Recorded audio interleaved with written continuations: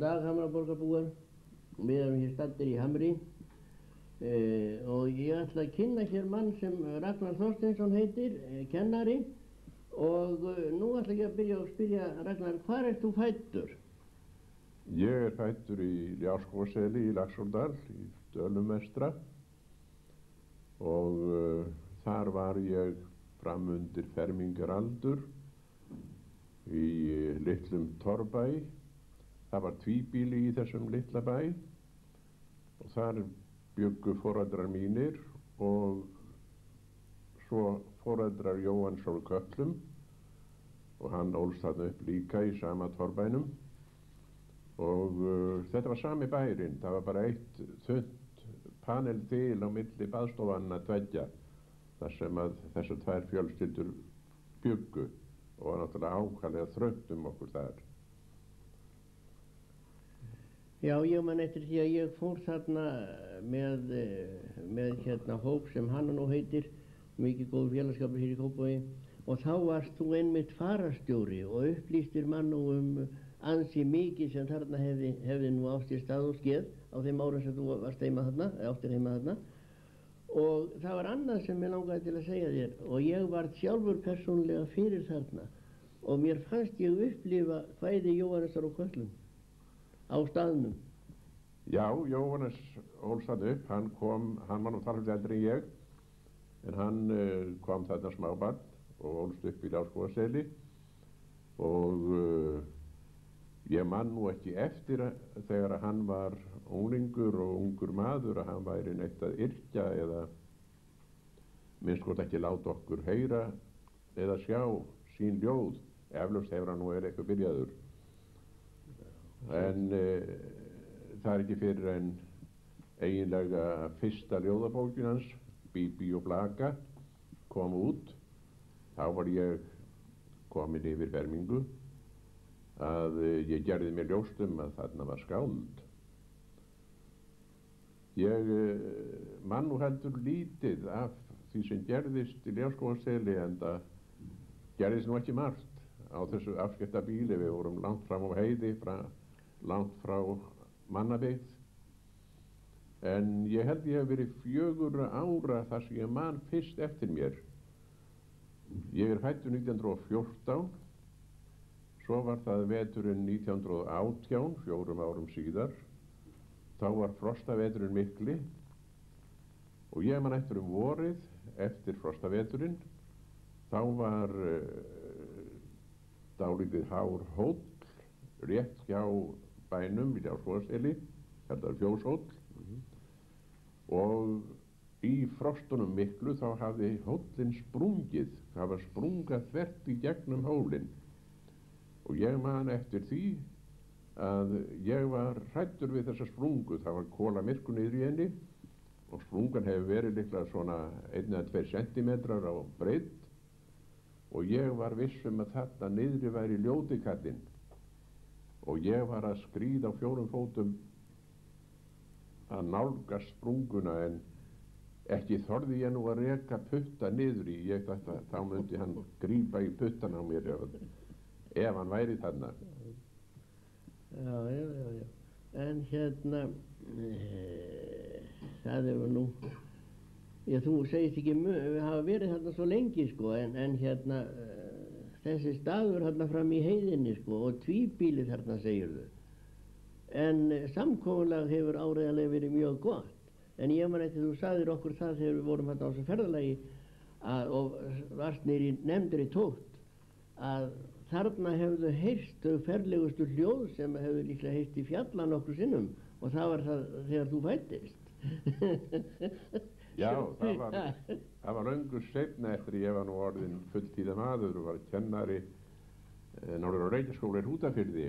Þá kom Jóhannes úr Kötlum í heimsókn til okkar og kynnti skólanum sín skáldverk, og þá gist hann hjá mér í 3 nætur í skólanum og þá voru mínir krakkar litlir og ég var náttúrulega búinn að marg segja þeim frá því þegar ég var pínu lítill að alast upp í Ljárskógsseli. Þá hefði ég verið svo þekkt og gott barn að það hefði varla þekkt annað eins í Dölum vestra en þeir voru óþekkir mínir strákar.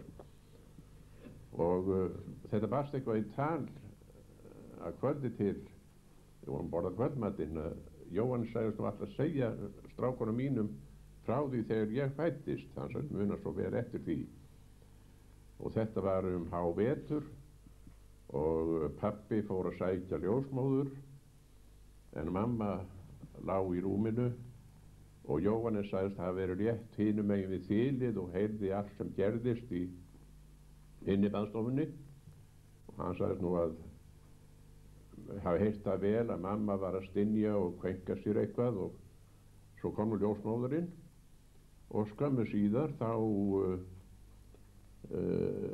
heyrðust einhver ógurleg hljóð, sagði hann og hann sagði ekki átta sig á því í bili hvaða vein og skrækir þetta voru, hélt að væri einhver ókunnugur breima köttur komin inn í bæinn.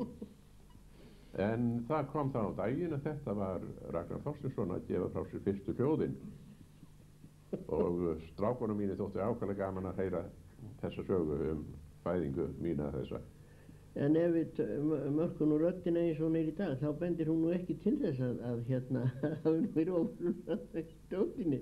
En mig langar til að spyrja annar Ragnar, hver eru foreldrar þínir? Það var Þorsteinn Gíslason, faðir minn. Hann var fæddur í Stykkishólmi og ættaður af Snæfellsnesi, úr Eyrarsveit, frá Móabúðum í Eyrarsveit og undan Jökli. Og það er það sem að sér Árni Þórarinsson sagði að væri vonda fólkið á Snæfellsnesi. Og ég er komin af vondu fólki undan Jökli í föðurætt. Móðurætt mín var öll norðan á Húnavatnssýslu, Alvilda Bogadóttir, dóttir Boga Sigurðssonar kaupmanns í Búðardal, sem fyrstur byggði í Búðardal. Og öll minn móðurætt er Húnvetningar og Húnvetningar hafa löngum haft orð á sér fyrir að vera sauðaþjófar. Svo ég hef löngum sagt að þegar ég var að kynna mínar ættir að ég er í aðra ættina komin út af sauðaþjófum í Húnavatnssýslu en í hina ættina vondu fólki á Snæfellsnesi. Sauðaþjófar og hestamenn myndi ég nú bæta við líka því að Húnvetningar hafa nú verið þekktir af því að hafa haft gaman af þeim. Já, en já. Svo ég ætla að spyrja öðru, þið eru mörg systkini nokkuð er það ekki? Við vorum 7 systkinin en elsta systir mín var hálfsystir mín sem að ólst ekki upp með okkur henni systkinunum og eldri bróðir minn var hálfbróðir minn líka. Mamma var tvígift, hún var mjög stutt í fyrra hjónabandinu. Maðurinn hennar dó úr berklum eftir mjög stutta sambúð og hún átti einn son með honum, Magnús Rögnvaldsson. Það var Magnús Skó. Það var Magnús Skó, Magnús Skó Rögnvaldsson. Það var lengi vegavinn með stjóri í Dölum. Það er líklega, mikill vinur minn. Ég man eftir því þegar ég var að læra sund á Laugum. Þá var hann það líka. Og ég hóð Magnúsi Sigurbjörnssoni frá Glerárskóm, hann kendi þá okkur þarna. Já, já. Og ég gleymi því seint, og sennilega aldrei, hvað þessi maður var góður við mig alltaf tíð á þenn tíma. Já. Ég á ekki nema gott hann að segja öllu leyti. Og af því þú nefndir Árna Þórarinsson og vont fólk, þá get ég kannski sagt líka að ég tel mig nú eiga tölvöld mikið þar sem ég á konuna mína og hún er undan Jökli ættuð, sko, frá vondu fólki líka, því þess vegna þegar er að spyrja mig hvað hún sé. Kannski við séum skild. Frá vondu fólki. Hún er skal ég segja skild þeim á Eiði og Vindás í Eyrarsveit. Já. Nú Móabúð er í sama hreppnum þarna held ég. Já, já. Er það ekki rétt á mig? Jú. Já. Hún er Emilía Guðrún Baldursdóttir, Guðmundssonar. Já. Og skal ég segja þér, Baldur Guðmundsson var bróðir Hallgríms Guðmundssonar og sá Hallgrímur og faðir Óskars Hallgrímssonar sem hún heitt nefnda rafvirkji og mikið pólitík fyrir alþjóðfólk var leiður á dýr. Já. Svo þau eru þetta náskild, sko. Já. En hvernig, Ragnar minn, hvernig var nú mannlífið sem nú mannst eftir í Dölum? Nú varst þú búin að vera í vegavinnu og stunda kennslu og hver veit hvað og hvað. Og mér eru nú ógleymanlegar ekki að fara með þær núna, en það er vísur sem við stundum verið að tala um. Og þú hefur sagt mér frá sem eru til í vegavinnu hjá góðum vinum í þann tíð. Já. Og þær eru alveg, mér finnst það stórkostlegar. Vegna þess meðal annars hvernig eru hvenar og af hverju og af hverjum og frá hvernig það koma. Já, Af því þessi drengir, þið voru svo miklu vinir allir. Guð almáttugur, ef við færum að lesa þetta og mynda okkur skoðun eftir því, þá líst mér nú ekki á það. Já, ég minnist nú helst á Jón frá Ljárskógum. Hann var nú jafnaldri minn og fermingarbróðir og við vorum saman í barnaskóla. Hann var með mér eitt sumar í vegavinnu og Jón átti ákvarðlega létt með að yrkja og virtist semja vísur fyrirhafnarlaust alveg. Og ég var að reyna að yrkja eitthvað á móti svona og allt voru þetta skammavísur. En allt í besta bróðerni og mikilli vináttu gert, sko. Og margt af þessu var nú alls ekki selskapshæft. Ég týndi nú saman talsvert af vísum. Ég er nú fann að gleyma þeim núna, en fyrir nokkrum árum þá birtist það í Breiðfirðingi. Talsvert af þessum vegavinnum kveðskap. Og þetta var, hélst nú við dálítið, einn Sörbæingur, góður kunningi minn, hann orti vísu sem er þetta nú í hug núna. Frændi minn. Eitthvað í sambandi við pólitíkina. Jú. Hann var nú sjálfstæðismaður, þessi Óli frá Þverfelli. Nei, var ekki Jóhannesson. Jóhannesson. Var hann frá Þverfelli? Já. Eða reyndar segja, skal ég segja Þurranesi. Á Þurranesi, já. Já, var ekki Óli Skakkfjörð afans? Jú, Óli Skakkfjörð afans. Já. Hann sagði einhver tíman mig, sko, að sjálfsagt væri þörf á því að þrífa vel hans hjarta, komma blóðið kraumar í kallfjandanum svarta. Jú. Já. En svo man ég að því að tala um vísurnar hérna í Breiðfirðingi, það er sérstök vísa sem að ég held að Jón hafi orti Jón hann ekki þig með grænu húfuna. Jú. En hvernig, ég er ekki vissin fara rétt með hana. Það var, ég var lengi í vegavinnunum með græna alpahúfu. Já. Ég átti mörg ár, var orðin ljót og upplituð og flekkótt. Og einhvern tíman var heitt í veðri og ég tók ofan húfun og var að vinna þarna og Jón var að stinga snittu og ég var að hlaða kant og snittan var keyrð í hestvagni til mín og þá sendi hann mér þessa vísu með kúskonum sem voru að keyra.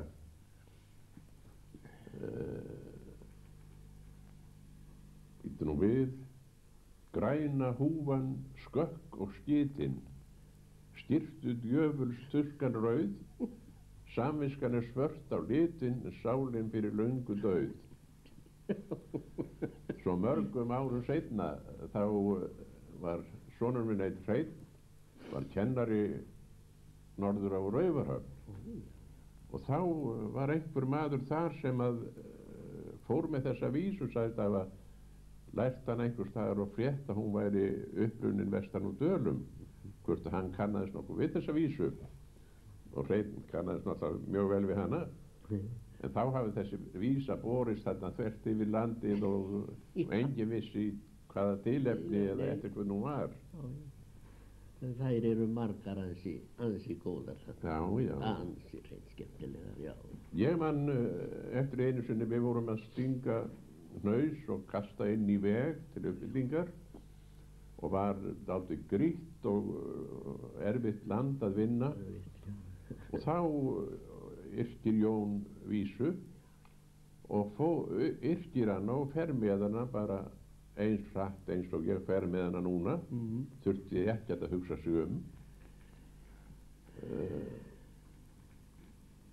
Þetta er indæll efni viður, okkur mjög til hagræðis, endist langar leiðir niður líklega til helvítis.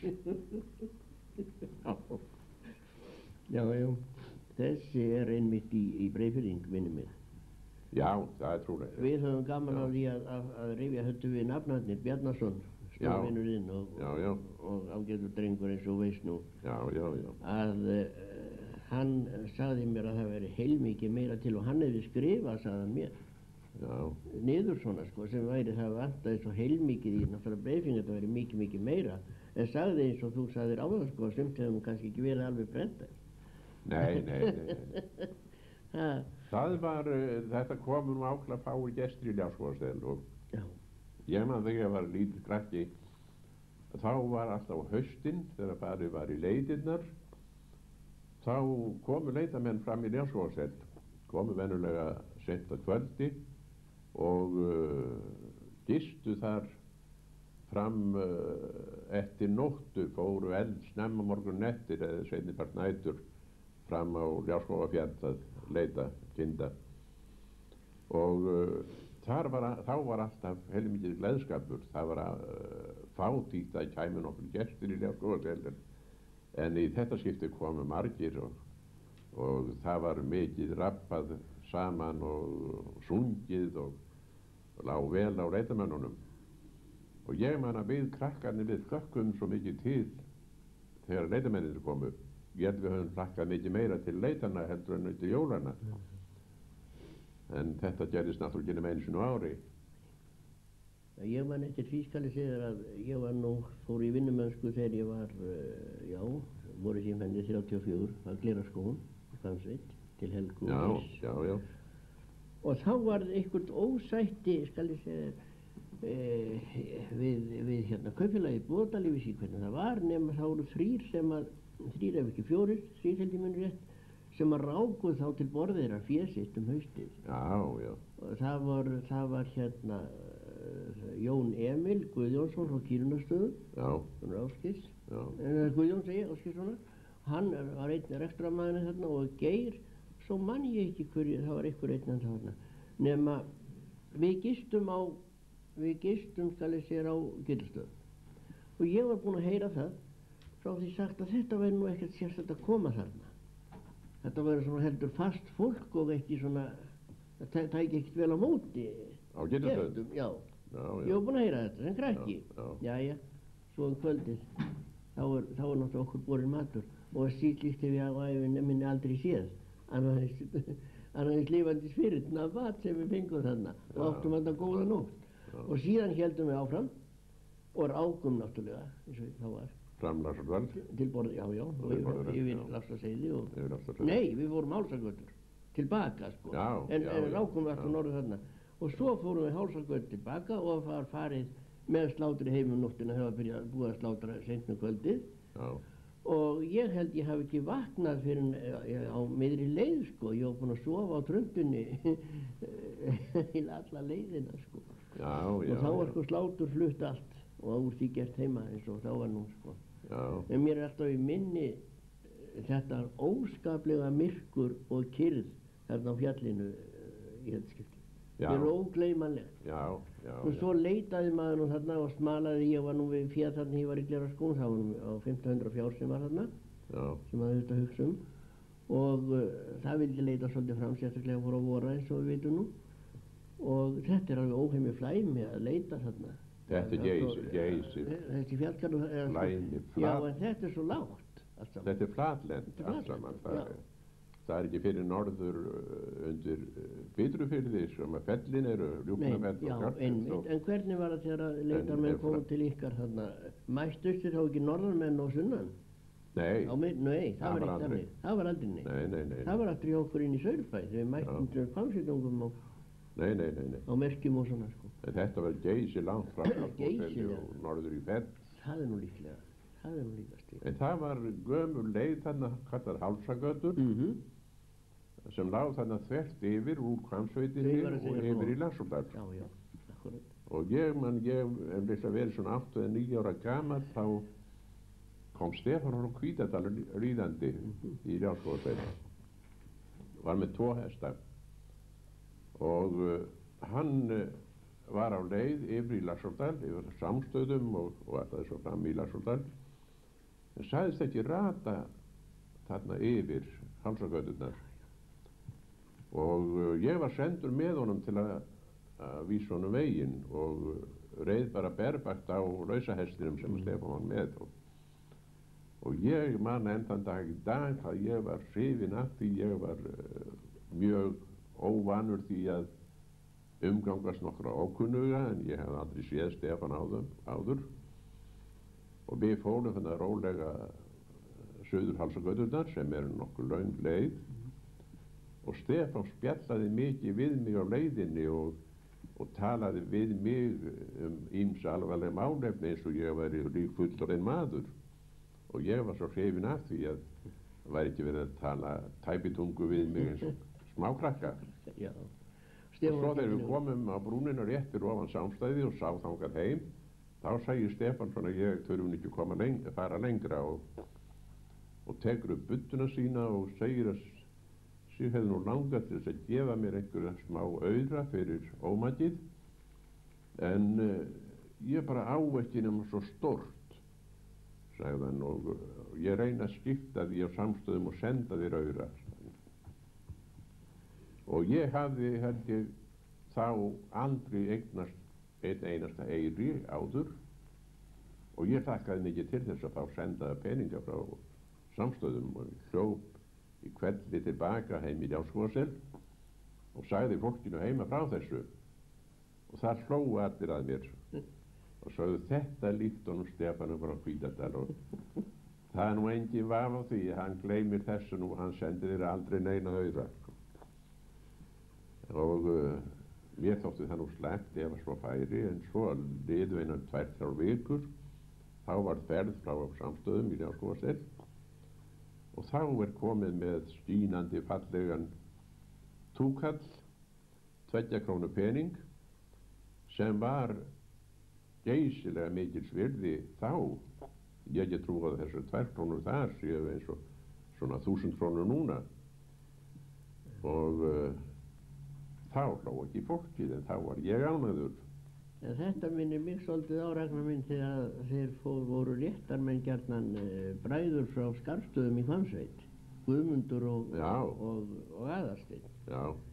Þeir komu enn í fyrstu rétt heima og voru þá með afi minni Bjarnar Jáskari sem var nú aðalmaðurinn í því sko. Nema það var árviss tekjustopp hjá mér, 1 króna. Þegar ég var búinn að fylgja þeim í Sprengibrekku, en svo heitir brekk hérna fyrir framan Hvammsdala sem ég fættur á uppalinn, þegar maður fari yfir og yfir í Sælingsdal. Já. Og þetta var árvisst, sko, þú varst að tala um þetta hefur mikið hjá þér, hvað heldur þetta hefur verið mikið, ég hef sennilega verið 12 ára líklega eitthvað svo leiðist, þegar þetta var nú sem hann vel eftir, en ég maður setja þetta í króninu vegna þess að hún var svo fögur. Já. Það var eins með penningin minn, hann var fagur og glansandi. Sko þeir mættu margt af þess að læri í dag sjátti sko, því þetta var tekjustopp sem aldrei klikkaði. Já. Þetta er svolítið tákrænt fyrir ýmislegt þetta hjá okkur. Já, það er nefnilega það. Finnst þér ekki? Jú. Já. En svo, hvað gerist svo? Hvað er svo lengi heima eins og ég kalla í Dölunum og ferð svo flytur svo í burtu eða hvað? Já, ég var 14 ára, þá flutti pabbi og fjölskyldan suður í Laxárdal að Þrándarkoti og þá fór jörðin í eyði. Jónas, faðir Jónas og Köllu var fluttur þá eitthvað 3 árum áður og þá fór Ljárskógasér í eyði þegar pabbi flutti þaðan og hefur aldrei byggst upp síðan og það er nú bara rústir núna. En bjóð þá Jónas í Þrándarkoti einhvern tíma? Nei, Jónas flutti að Sámstöðum. Hann flutti að Sámstöðum, já. En í Þrándarkoti en pabbi að Þrándarkoti bjó afi minn. Sæmundur, já. Og Sigurður Sæmundsson, hann flutti frá Þrándarkoti þegar við fluttum þangað. Flutti að Svarfhóli. Já. Þegar ég man alltaf þetta og nefndi Sigur frænda minn, þegar ég kom fyrst til hans, veistu hvað persónan mitt dætt í hug? Bjartur í Suðurhúsum. Já. Hvernig stendur á því, ég veit ég ekki, en ég er ekki alveg búinn að ná því, hvernig stóð á því? Já. og þá þurfti hann nú að hafa mikið við frænda sinn og rak inn allt þetta var í réttum, í Gylfastaðarétt. Já. Og ég kom þarna til hans og var þetta nóttina og þá þurfti hann að reka allt féð inn daginn eftir að sína frænda. Já, til að sína frænda. Ég maður þessi frændur og mikið geysil óskoða féð fallega. Já. Og auðsjáanlega þótt honum vænt um það. Já. Í alvöru. Já, já. Já, já, já. Þú þekkti Sigurð var það ekki? Jú, jú, jú. Var ekki góð kall? Ég var vetrarmaður hjá Sigurði. Já, já. Heila vetur. Já, já. Þegar ég var svona 16-17 ára. En þekkti þú ekki pappa? Þorstein Sævarsson? Ég man vel eftir honum, sko. Ég kynntist honum nú ekki. Nei. Ég man vel eftir honum. En þú er alltaf þekkt Kristínu meira, sko. Já, Fjósum, já. Þekkti hann var frá því að það ekki. Já, einmitt, með grunaði. Já. Það er nefnilega búið svo langt í þessari vináttu ykkar nafna míns. Já.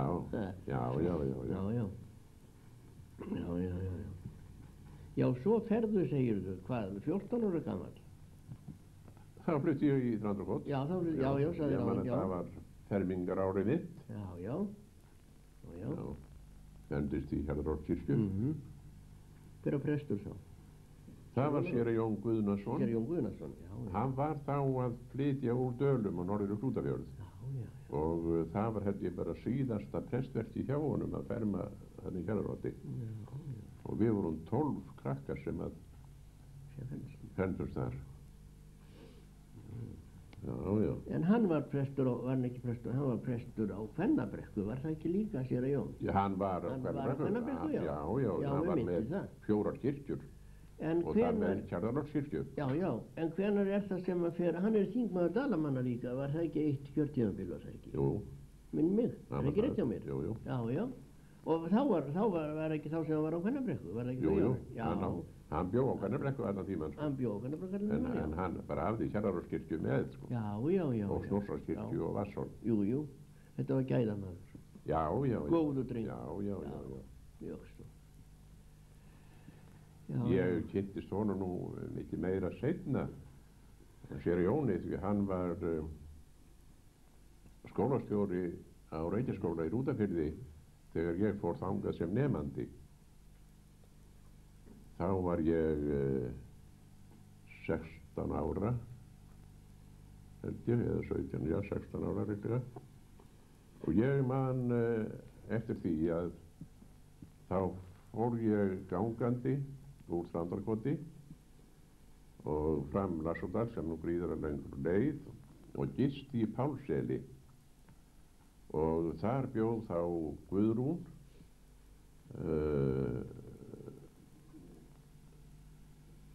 systir Jóhannsson Kallum og hennar maður Gísli Jóhannsson og Halldóra móðir Guðrúnar og Jóhannsar sem ég hafði nú alist upp með í Ljárskógasteli.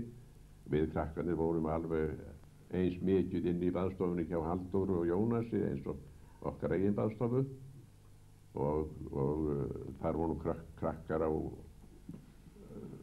2 stelpur á svipum aldri og við sem að ólust upp hjá Jónasi og Halldóru.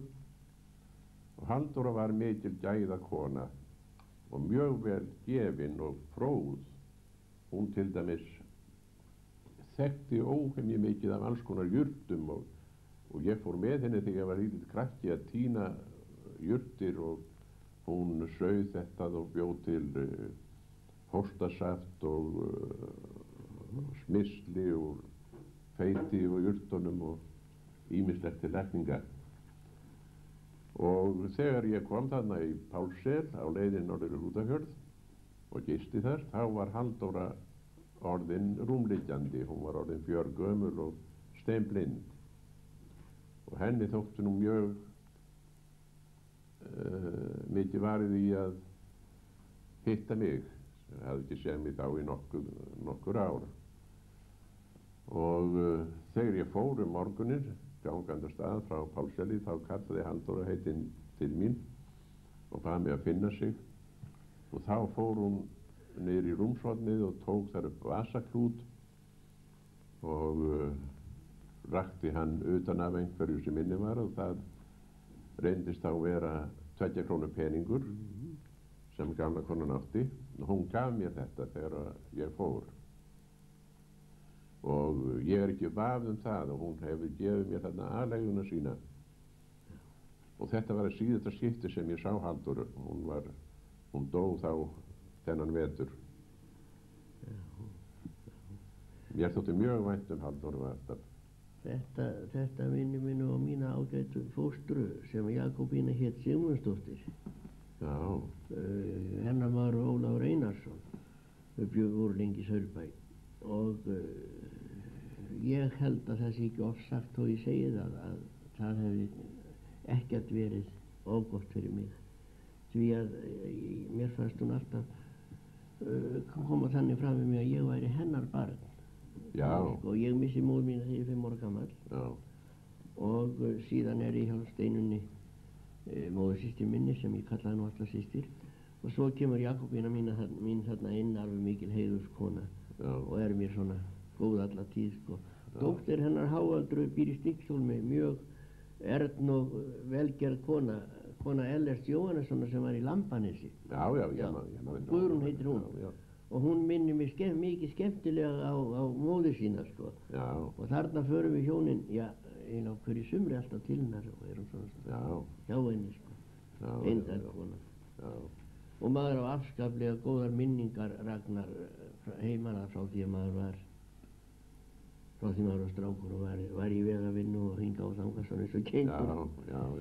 Ég man ekki hvað við hlökkum alltaf til þegar vorum í vegavinnu lengi á Markúsi. Hann var nú með veg upp í Gjá eins og maður. Markús Jólasdal, já.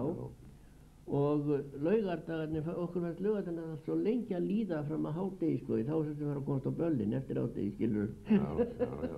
Já. Og það var hansi gott mannlíf svona heima, man ég eftir. Já. Ekki veit ég nú hvernig hefur verið háttað trúmálum fólks svona, ég skal ekki segja það. Hvernig með þig? Ert þú trúaður, Ragnar? Nei, ég er eiginlega algjör heiðingi. Jæja. En ég ólst upp sem trúaður drengur þegar ég var lítill og mamma kendi mér og okkur krökkunum ýmsar bænir sem við vorum skyldu til að lesa. Við máttum aldrei fara að sofa án þess að lesa nokkrar bænir kvöldin. Það var þegar við vorum háttuð og vorum konið upp í rúm og við þurftum að lesa þessar bænir upphátt. Þetta voru bæði einhver vers, rímuð og órímaðar bænir líka. Og á morgnana þegar við komum á fætur þá áttum við alltaf að signa okkur þegar við kemum út í bæjarinnar. En ekki lesa neina bænir morgnana. Ég man ekki eftir því að við verðum nokkur tíma látin fara með nokkra morgunbæn. En maður átti alltaf að signa sig. Það var eins sem maður fór í aðra skyrtu eða einhver nærföt, þá átti maður að signa sig áður en maður fór í skyrtuna. Og þegar ég fór nú svolítið að stappast, þá fór ég nú verða alveg leiður á þessum bænalestri. En mamma gekk stíft eftir því að ég læsi bænirnar. En hún var nú slakaði nú eitthvað á að við máttum nú tauta þær í hljóði með fráleið og ég maður það einu sinni dætt mér í hug að þetta hefði ekkert að segja vera til í að þessu bænir og ákvaða hætta því og ég þóttist vera að fara með þessu bæn en las enga bæn. En ég gat ekki sofnað. Ég var með svona einhver samviskubiti yfir því að hann var svikist að lesa bænina og svo ég flýtti mér að tuldra einhverju bæn og sofnaði strax á eittin. En svo kom að því aftur og aftur ég sveikst að lesa þær og það orðið ansi langt síðan að ég vil fara með nokkra bæn núna. En hvað liggur þá að því að svona trúlaus maður hefur lagt ansi mikið í það að eignast margar biblíur og annað slíkt? Já, það er það annars eðlis kannski eða skilur það ekki rétt? Biblíusöfnin áttu nú ekkert skilt við trúmál. Nei, það er nefnilega það. Ég var á unga aldri þegar ég varð algjörlega trúlaus. Það var þó nokkuð áður en ég fór að ganga til pressis og fermdist. Og ég man alveg eftir fyrstu tildrögunum að því. Ég vaknaði einn morgun og var nú lítill krakki þá, man nú ekki hvað ég var gamall, og þá var mamma farin út í fjós að mjólka kúna, en hún var alltaf bön að elda hafragraut á morgnana handa okkur krökkunum, og það var þarna pottur með heitum hafragraut í, og ég fór fram að fá mér graut í skál, og þá rek ég augun í sykurkar sem var upp í hillu þannig í baðstofunni, og sykur var algjör munaðarvara, og við smökkuðum aldrei sykur krakkarnir yfirleitt, og þetta var haft ef að gestir komu, þá var oft hafður moli með kaffinu, og aldrei man ég eftir að væri notað sykur í mat. Svo þetta þótti mikið selgæti, og mér datt nú í hug hvort að þetta myndi nú ekki verða veislumatur hjá mér ef ég setti nokkra sykurmola út í grautarskáluna hjá mér og hrærði saman, og gerði það, og hrærði alveg molana í sundur og fór svo að borða, en þá var grauturinn alveg dísætur og mér fannst hann bara vondur, og ég vissi nú að þetta var eitthvað ljótt sem ég var að gera, og mátti ekki, og ég gafst upp við að geta grautinn, og það var hálf skálinn eftir þegar mamma kom inn,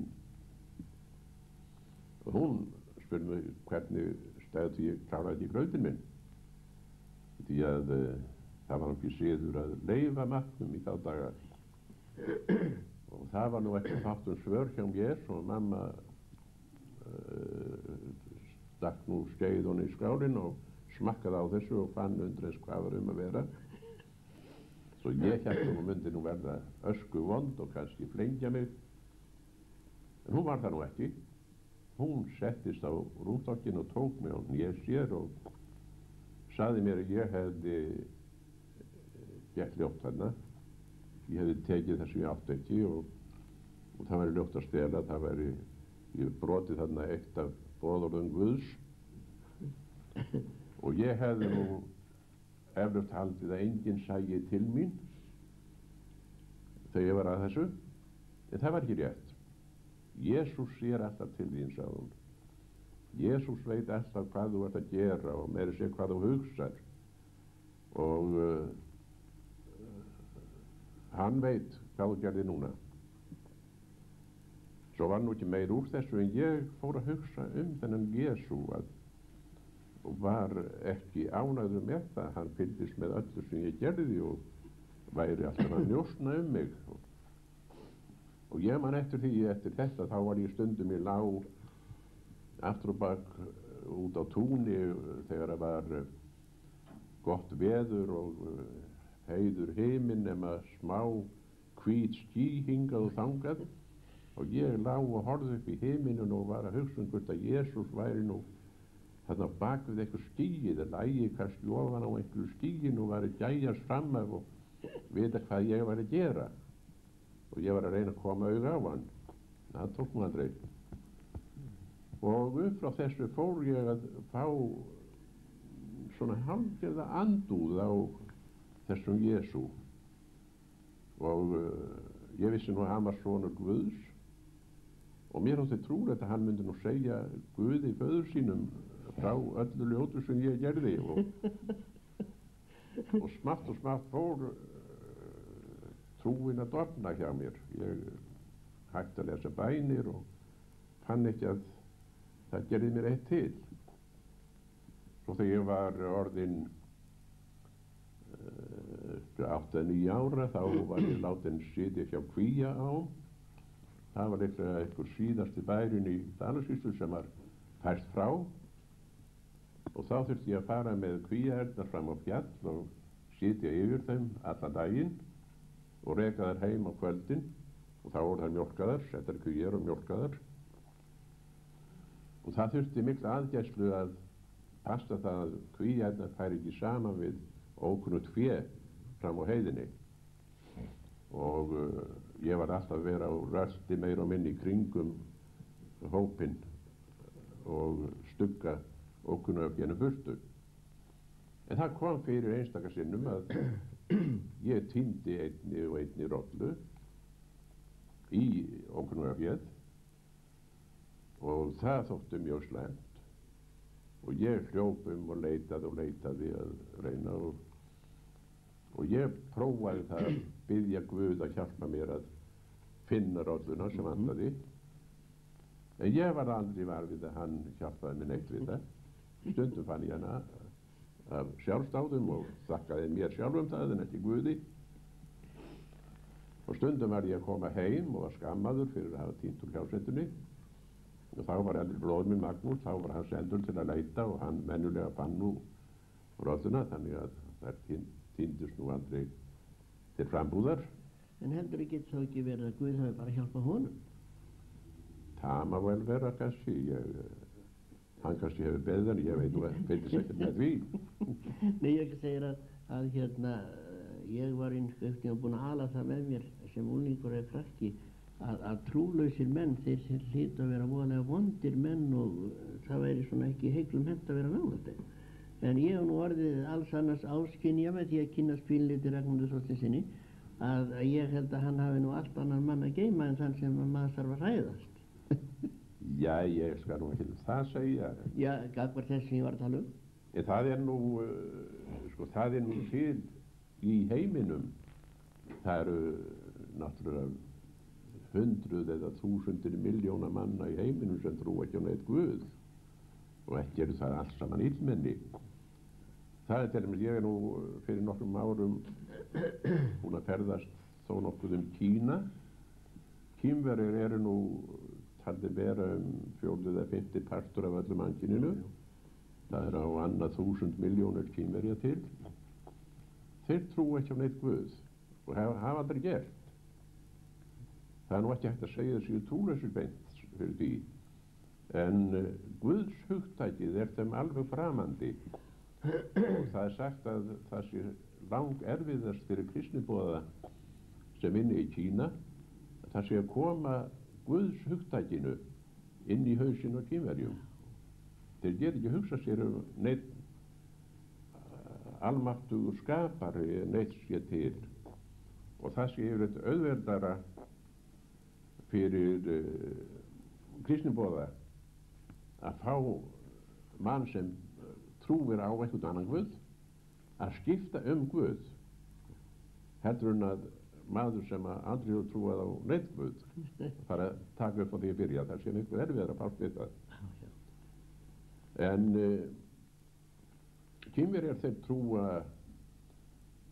aftur á annað líf og það er oft kölluð forfeðradýrkun hjá þeim að þeir hugsa mikið forfeður sína að þeir sjá útför náttúrulega foreldra og af og ömmu og þess og þar og hirða mjög vel leiðin þeirra og það er á vissum tímum ég held að sé nú til þess á afmælisdögum og þess og þar að þá kveikja þeir á reykjelsi og brenna á leiðum forfeðra sinna og kveikja á kertum og jafnvel hefur verið datt nú fyrst í huga að fá sent til dæmis eitt dagblað frá hverju þjóð en svo sá ég að það var alveg út í bláinn maður hafði ekki gagnað því en maður þurfti helst að hafa sama textan á fjöldamörgum tungumálum og þá kom ekki til greina nema Biblían því hún er þýdd á miklu fleiri mál þetta er nokkur önnur bók í heiminum og Biblíu þýðingar eru yfirleitt mjög vandaðar. Það eru vel gerðar og nákvæmar. Svo ég fór að safna Biblíum og fyrstu Biblíunar borgaði ég nú bara með því að senda það Íslands frímerki í staðinn.